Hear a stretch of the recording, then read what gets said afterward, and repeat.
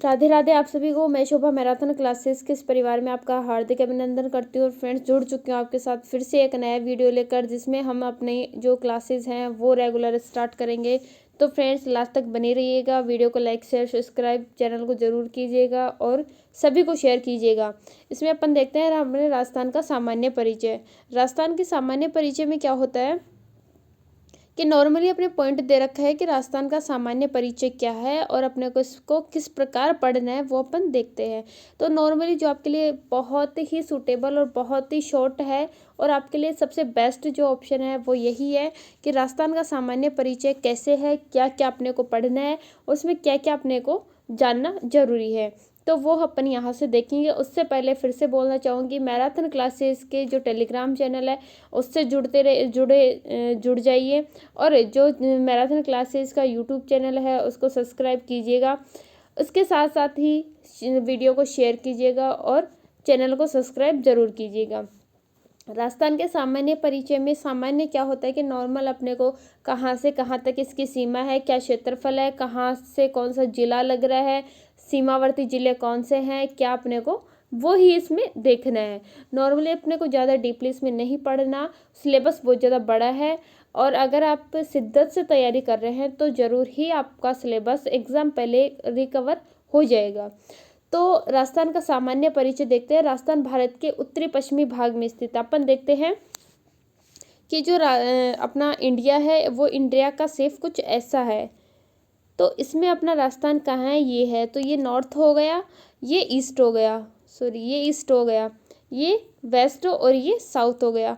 तो ऐसे अपने को देखता है कि नॉर्थ और जो वेस्ट है उस एरिया में अपना राजस्थान पड़ता है। तो उत्तर पश्चिमी जो क्षेत्र हो गया वहाँ पे अपना राजस्थान स्थित है। इसके बाद में अपने को नेक्स्ट पॉइंट याद रखना है कि यह जो भारत है उसका सबसे बड़ा राज्य है। किसकी दृष्टिफल से? क्षेत्रफल की दृष्टि से। इसमें अपने को एक चीज़ और याद करनी है, इसमें जो इंडिया का सबसे बड़ा मरुस्थल थार का मरुस्थल स्थित है। सबसे ज़्यादा शुष्क भूमि कहाँ है, वो है अपने राजस्थान में। ये जो नॉर्मली बेसिक चीज़ें है वो अपने को याद रखनी है। अब इसमें अपने को नॉर्मली देखा जाता है क्षेत्रफल क्या है। तो क्षेत्रफल इसका 10.41% है, जो लगभग किसका है, इंडिया का क्षेत्रफल। यानी राजस्थान का जो अपने इंडिया के लेवल पे जो क्षेत्रफल है, यानी भारत का कितना क्षेत्र राजस्थान घेर रखा है वो है 10.41%। अब इसमें क्या है कि भारत के जो 28 राज्य और 8 केंद्र शासित प्रदेश है। नॉर्मली सभी को पता है ये चीज़। अभी अपने यहाँ पे देखते हैं क्या है ये चीज़। अभी ये अपना राजस्थान का पूरा जो है मैप है वो आ चुका। इसमें जो अपने ये ज़िले हैं वो इसमें अपने को भर रखे हैं, आप देख सकते हैं इसको। यहाँ पे जो अपना साउथ वेस्ट है उस साइड में अपना गुजरात पड़ता है, वेस्ट में अपने पाकिस्तान आ गया, ईस्ट में जो है अपने यहाँ पे यूपी एमपी आ गया, और नॉर्थ में जो अपना पंजाब और हरियाणा। ये जो क्षेत्रफल है, ये जो ज़िले हैं, सॉरी ये जो राज्य हैं, ये अपने राजस्थान के पड़ोसी राज्य हैं। जबकि अपने को पूछे कि इंटरनेशनल लेवल पे अपना राजस्थान किससे जुड़ा है, तो वो अपना पाकिस्तान से जुड़ा हुआ है। इससे आगे आ रहा है अपना स्थिति और विस्तार। अब यहाँ पे लोकेशन क्या है और ये कहाँ तक फैला हुआ है वो अपने को यहाँ पे देख रहे हैं। स्थिति और विस्तार देखा जाता है तो इसमें अपने को दो चीज़ें देखी जाती हैं। अब ये पूरा ग्लोब है, यहाँ से जो 0 डिग्री अक्षांश है ये जो अक्षांश लेवल पे देखा जाता है। दूसरा देखा जाता है अपना ये जो खड़ी लाइन होती है ये देशांतर लेवल, यानी जो ग्रीनविच रेखा है उसके अकॉर्डिंग अपन देशांतर के अकॉर्डिंग स्थिति देखते हैं। और जो यहाँ पे विषुवत रेखा है उसके अकॉर्डिंग अपने अक्षांशीय विस्तार उसका देखते हैं। अब अपने राजस्थान का अक्षांशीय विस्तार कितना है? 23 डिग्री 3 मिनट उत्तरी अक्षांश से 30 डिग्री 12 मिनट उत्तरी अक्षांश, यानी ये ग्लोब है। इस ग्लोब में जो 23 डिग्री की जो ये अक्षांशीय रेखा जा रही है उससे लेकर जो 30 डिग्री 12 मिनट की अक्षांशीय रेखा है वहाँ तक अपना राजस्थान विस्तृत है, अक्षांशीय विस्तार। इसके बाद देशांतरीय विस्तार आता है। देशांतरीय विस्तार मैंने अभी जो बताया कि जो खड़ी लाइनें हैं ग्लोब में जो अपनी जो हॉरिजॉन्टल जो होती हैं वो तो अपनी अक्षांशीय हो गई, लेकिन जो खड़ी लाइन होती है देशांतरीय वो अपने जो नॉर्मली अपन देखते हैं कि वो एक समय निर्धारित करने का कार्य करती हैं। तो ये देशांतरीय विस्तार अपने राजस्थान का क्या है, 69 जो है 30 मिनट से 69 डिग्री 30 मिनट से लेकर 78 डिग्री 17 मिनट तक जो है अपना देशांतरीय विस्तार हो गया है। क्या 69 डिग्री 30 मिनट से 78 डिग्री 17 मिनट तक अपना जो क्या है देशांतरीय विस्तार किसका है, राजस्थान का, जो आप अभी यहाँ देख सकते हैं। यहाँ है 23 डिग्री से स्टार्ट है और यहाँ 30 डिग्री तक है, लेकिन यहाँ से देखा जाता है वही 69 से स्टार्ट होकर और यहाँ अपना लास्ट पॉइंट आ जाता है। इससे आगे देखते हैं अपन राजस्थान का कुल क्षेत्रफल कितना है, तो अपने क्षेत्रफल देखते हैं। क्षेत्रफल में क्या देखा जाता है कि पूरा जो एरिया है वो कितना कवर हो रहा है, तो यहाँ पे कितना कवर हो 3,42,239 किलोमीटर। मुझे आशा है कि ये चीज़ सबको याद हुई होगी। उत्तर से दक्षिण विस्तार कितना है 826 किलोमीटर और पूर्व से पश्चिम कितना है 868। ये चीज़ आपको बहुत ज़्यादा कन्फ्यूज कर सकती है, उत्तर दक्षिण पूर्व पश्चिम वाली, क्योंकि इसमें कोई ज़्यादा कन्फ्यूजन नहीं है। 826 किलोमीटर आपका जो है उत्तर से दक्षिण है, यानी ये वाला, और 869 आपका ये वाला है, यानी पूर्व से पश्चिम वाला। तो इसको आप बहुत ध्यान से पढ़िएगा। इसके बाद अपन देखते हैं कि विस्तार कहाँ से कहाँ तक है। जो ये 826 वाली है, 826 किलोमीटर कहाँ से कहाँ तक फैला हुआ है वो देखते हैं। तो ये होता है अपना स्टार्ट कोणा गांव, जो कहाँ पड़ता है श्री गंगानगर, जो अपना सबसे उत्तरी जिला है, वहाँ से गंगानगर के कोणा गांव से स्टार्ट होकर जो कुशलगढ़ बांसवाड़ा, जहाँ से करक रेखा गुजरती है, कुशलगढ़ बांसवाड़ा में ये बोरकुंडा गांव तक फैला हुआ है। ये अपना जो है उत्तर से दक्षिण वाला विस्तार हो गया 826 किलोमीटर।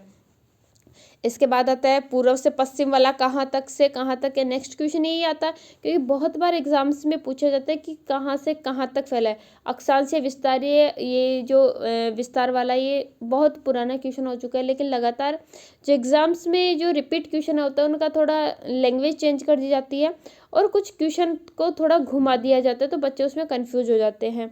अब इसमें पूछा जाएगा कि ये यहाँ से यहाँ तक विस्तार कौन सी है, कितने किलोमीटर का है, क्या है, तो आपको ये चीज़ आनी बहुत ज़रूरी होती है, ये नॉर्मल चीज़ होती हैं।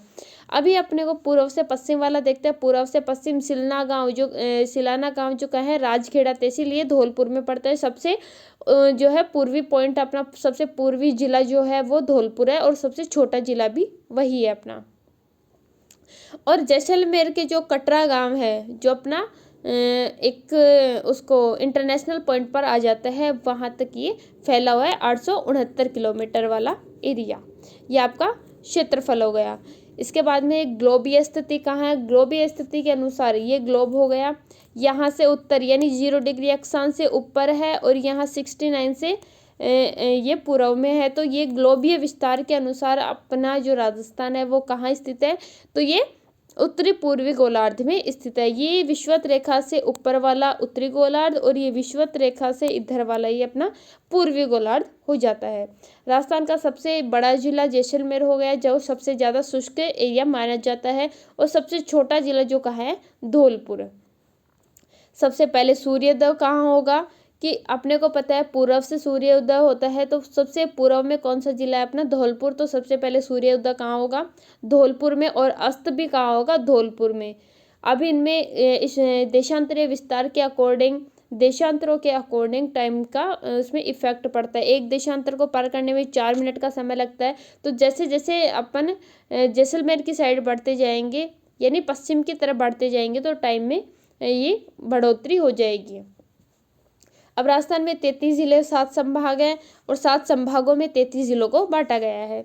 अब ये सबसे पहले कौन सा, जयपुर संभाग, जिसमें कौन कौन से जिले आते हैं, जयपुर, दौसा, सीकर, अलवर और झुंझुनू, ये 5 जिले उसमें शामिल है। कौन सा, जयपुर, दौसा, सीकर, अलवर और झुंझुनू, ये आपके किस में शामिल है, जयपुर संभाग में।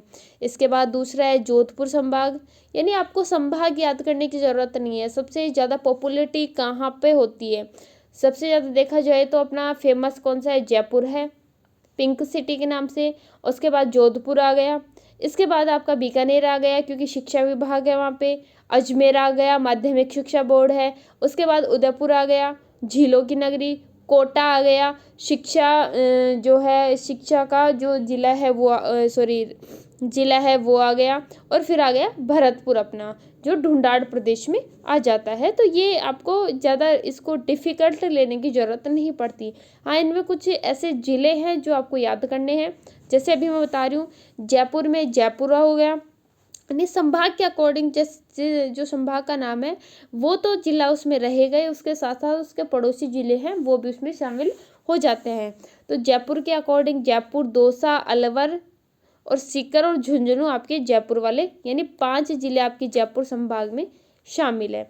उसके बाद जोधपुर आ गया, जोधपुर में जोधपुर हो गया, पाली हो गया, जालोर हो गया, बाड़मेर जो है जैसलमेर हो गया, सिरोही हो गया और बाड़मेर हो गया। ये आपका ये इसमें जोधपुर संभाग में आ गया। इसके साथ आ रहा है फिर बीकानेर। बीकानेर में हो गया आपका गंगानगर, हनुमानगढ़, बीकानेर और चूरू, ये 4 जिले उसमें बीकानेर में हो गए। अजमेर आ रहा है, अजमेर में अजमेर हो गया, भीलवाड़ा हो गया, टोंक और नागौर, ये इसमें 4 जिले इसमें शामिल हो गए। इसके बाद कोटा संभाग में कोटा, बूंदी, बारा, झालावाड़, ये आपको एक सीरियल वाइज देखा जाए तो अपन नॉर्मली ऐसे बोलते हैं कोटा, बूंदी, बारा, झालावाड़, तो ये एक अपना एक संभाग है। उदयपुर में उदयपुर हो गया, राजसमंद हो गया, चित्तौड़गढ़ हो गया, बांसवाड़ा हो गया, डूंगरपुर हो गया और ये प्रतापगढ़ हो गया। इसके साथ भरतपुर में भरतपुर हो गया, धौलपुर हो गया, करौली और सवाई माधोपुर। मुझे आशा है कि आपको इसमें ज़्यादा रटने की जरूरत नहीं पड़ेगी। इससे आगे देखते हैं राज्य के पड़ोसी राज्य एवं देश। अब पड़ोसी राज्य कौन कौन से हैं और देश कौन कौन से। 5 पड़ोसी राज्य हैं, सभी को पता है। उत्तर से देखते हैं तो उत्तर में पंजाब हो गया, फिर हरियाणा हो गया, फिर यूपी हो गया, फिर एमपी हो गया और फिर गुजरात अपने हो जाता है। लेकिन इसकी कुल स्थलीय सीमा देखें तो अपन 5920 हो गया, यानी 5920 किलोमीटर आपकी ये स्थलीय सीमा है। इसके साथ साथ समुद्री सीमा देखें तो ये अपने को अलग से याद करनी रहती है। सर्वाधिक लंबी सीमा बनाने वाला राज्य कौन सा है? मध्य प्रदेश। इसके साथ सबसे छोटी सीमा बनाने वाला राज्य पंजाब, जो कितनी बनती है 89, और इसकी बनती है 1600 किलोमीटर। इसके बाद आ रहा है आपका अंतर्राष्ट्रीय सीमा किसके साथ बनती है? या पाकिस्तान के साथ बनती है, और इसका नाम क्या दिखा है? रेड क्लिफ रेखा, जो अपने भारत पाक विभाजन के आधार पर ये 17 अगस्त 1947 को इसका बंटवारा हुआ था। राजस्थान में इसकी लंबाई कितनी है? 1070 किलोमीटर।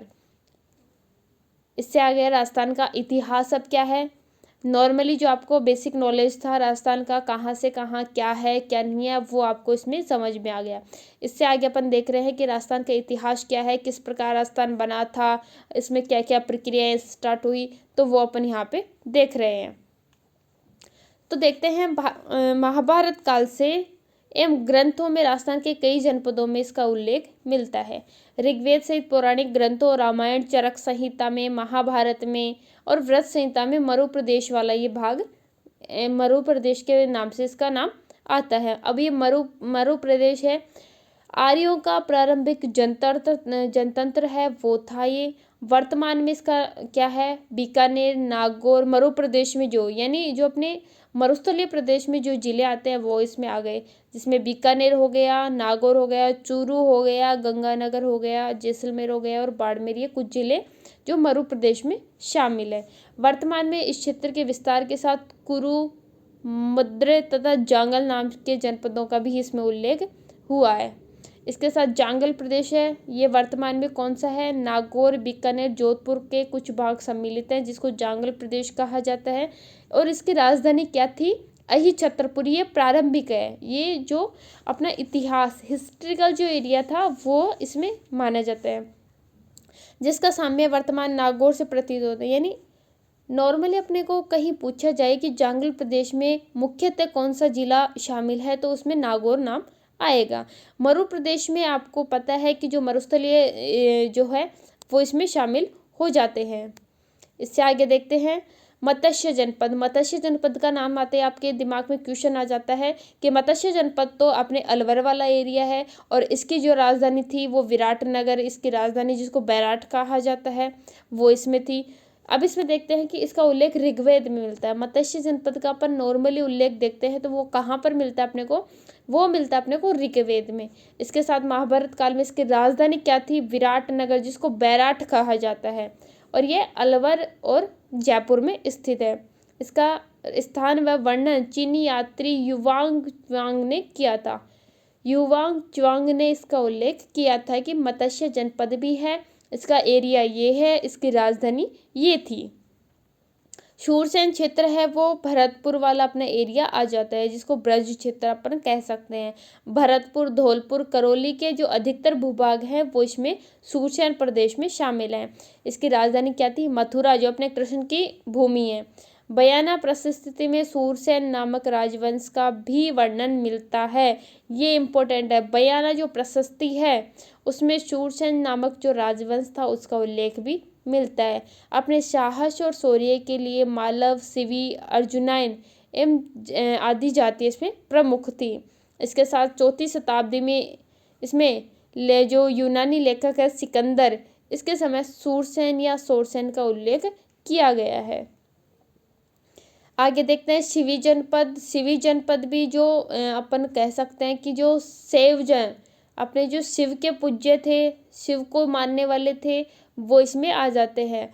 और इसमें क्या है कि उदयपुर का जो पूर्वी एरिया, पश्चिमी तथा उत्तर संभागीय जो अपने उदयपुर का है वो इसमें ज़्यादा माना जाता है, क्योंकि वहाँ पर जो अपन देखते हैं उसको शिव भगवान को बहुत ज़्यादा मानते हैं।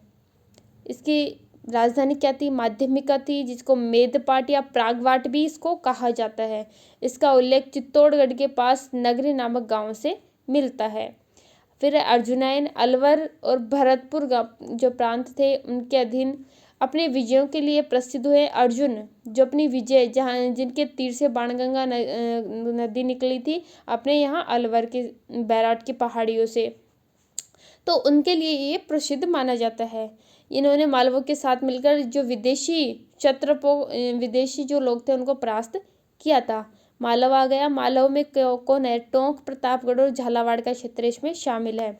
शक्ति का केंद्र जयपुर के निकट था, जो वर्तमान में टोंक है। मालव की जो शक्ति थी उसका जो केंद्र था वो जयपुर के निकट था, लेकिन फिलहाल में वो कहाँ पर है? टोंक में स्थित है। इसके साथ मालवों को दिग्विजय का यूप अभिलेख नादसा भीलवाड़ा में मिलता है। युद्ध क्षेत्र जो अपना आ गया, ये राजस्थान का उत्तरी भाग एक शक्तिशाली कबीला था। संभवतः इन्होंने उत्तरी राज्य में कुषाण शक्ति को नष्ट किया था। ये युद्ध क्षेत्र में आ जाता है अपने राजस्थान का उत्तरी भाग। मेवाड़ क्षेत्र उदयपुर और चित्तौड़गढ़ का भाग ये मुख्यतः इसमें माना जाता है। प्राचीन शिवी जनपद वाले क्षेत्रों को कहा गया क्योंकि वहाँ पर शिव थे, जो भगवान शिव है उनकी ज़्यादा वो मानी जाती थी, भक्ति की जाती थी, और उन शिव के रूप को एक लिंग के अवतार के रूप में मानकर वहाँ पे पूजा जाता था। आधुनिक वहाँ पे जो मेवाड़ है उसको क्या क्या नाम दिया गया है, क्या किन किन भागों में विभाजित किया है? उदयपुर, चित्तौड़गढ़, प्रतापगढ़, राजसमंद और भीलवाड़ा का जो क्षेत्र है वो मेवाड़ से अलग होकर ही बना है। इनकी बोली कौन सी है? मेवाड़ी है। 7वीं शताब्दी में आधुनिक राजस्थान निर्माण तक गुहिल सिसोदिया वंश का यहाँ पर शासन था। ये वागड़ प्रदेश आ गया। वागड़ प्रदेश में क्या है? डूंगरपुर बांसवाड़ा का जो भूभाग है वो वागड़ या वागड़ कहा जाता है, जिसमें भाषा कौन सी बोली जाती है? वागड़ी। इसके साथ मारवाड़ में मरु जो अपना ये जो मारवाड़ ये जोधपुर वाला एरिया अपना आ जाता है, वो अपने मारवाड़ में आता है। मंडोर जोधपुर के क्षेत्र में जो गुर्जर प्रतिहारों का शासन था और इसमें राठौड़ वंश का आधिपत्य भी रहा है। यानी मारवाड़ क्षेत्र में जो प्रतिहार है, गुर्जर प्रतिहार, उनका शासन तो रहा ही रहा है, इसके साथ राठौड़ वंश का भी शासन इसमें रहा है। हाड़ौती क्षेत्र जो वर्तमान में कोटा बूंदी वाला क्षेत्र आता है वो है। इसमें किसका था?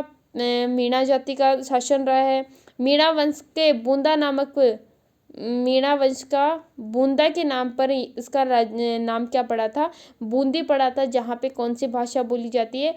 हाड़ौती के अकॉर्डिंग वहाँ पे हाड़ौती भाषा ही बोली जाती है, जहाँ पर वर्तमान में चौहान वंश के हाड़ा शासन का अधिकार रहा था। इससे आगे ढूंढाड़ क्षेत्र जो अपने जयपुर वाला एरिया आ जाता है, और यहाँ पर जो कछवा राजपूत, आपने आमेर वाला क्षेत्र याद कर लीजिए, जहाँ पर कछवा राजपूतों का शासन था और यहाँ पे ढूंढाड़ी भाषा ही बोली जाती है। इससे आगे आ रहा है मेवात क्षेत्र। मेवात में वही अलवर भरतपुर वाले क्षेत्र आ जाते हैं जो मेव जाति के अधिकार में था, और मेवातियों के प्रसिद्ध नायक हसन खां मेवाती ये थे यहाँ पे, जो खानवा के युद्ध में राणा सांगा की ओर से बाबर के साथ उन्होंने युद्ध किया था और युद्ध में वो शहीद हुए थे। अन्य क्षेत्र जो अपने यहाँ जाते हैं वो अजमेर का माड़वल और जोधपुर का दक्षिणी जो भाग है वो गुजरत्रा माना जाता है। प्रतापगढ़ को भी गुजरत्रा भी कहा जाता है। प्रतापगढ़ को काठल और झालावाड़ को मालवा। सीकर चूरू झुंझुनू में शेखावाटी क्षेत्र आता है। ब्यावर अजमेर क्षेत्र को मेरवाड़ा के नाम से जाना जाता है। तो यहाँ से लगभग 2-4 क्वेश्चन बन जाते हैं, तो आप इस चीज़ को ज़्यादा हल्के में ना लें और लगातार अपनी तैयारी को बेहतर बनाते रहिए। फिर मिलते हो फ्रेंड्स एक नए वीडियो के साथ, नए सेशन में, नए एक टॉपिक को लेकर, जो टॉपिक आपके लिए बहुत इम्पोर्टेंट रहने वाला है। तब तक बने रहिए मैराथन क्लासेस के यूट्यूब चैनल पर। मैं शोभा लगातार आपकी तैयारी को बेहतर बनाने के लिए प्रयास करती रहूँगी और लगातार आपके साथ जुड़ी रहूँगी। तो फ्रेंड्स वीडियो को शेयर ज़रूर कीजिएगा, लाइक कीजिएगा, चैनल को सब्सक्राइब ज़रूर कीजिएगा और अपने सभी दोस्तों के साथ इसको ज़रूर शेयर कीजिए, क्योंकि ऐसे जो आपको ये एक वीडियो के माध्यम से जो आपको ये एक मटेरियल मिल रहा है पढ़ने का, वो मुझे नहीं लगता शायद कहीं और आपको एक बिना पेमेंट दिए आपको कहीं मिल सकता है। तो फ्रेंड्स जल्दी से वीडियो को शेयर कीजिएगा, लाइक कीजिएगा, कमेंट जरूर कीजिएगा और चैनल को सब्सक्राइब कीजिएगा। और जल्दी से मैराथन क्लासेस के जो टेलीग्राम चैनल है वहाँ पे जुड़ जाइए। वहाँ पर रेगुलर आपको जो एक क्विज़ करवाई जाएंगी जो आपकी तैयारी को और बेहतर बनाती जाएंगी। वहाँ पे मॉडल पेपर्स भी आपको मिलेंगे। तो थैंक यू फ्रेंड्स, और वीडियो को शेयर जरूर कीजिएगा, लाइक कीजिएगा, कमेंट कीजिएगा। फिर मिलते हैं नए वीडियो के साथ, तब तक जय श्री कृष्णा। बने रहिए मैराथन क्लासेस के यूट्यूब चैनल पर।